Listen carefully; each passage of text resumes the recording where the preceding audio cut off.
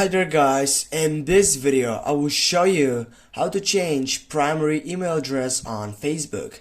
Firstly, when you open up your Facebook site, you need to go on the three dots on your right upper side. Then you need to go for the settings side right down, and when you get right there, you need to go on that selection which is for personal and account information on the first side.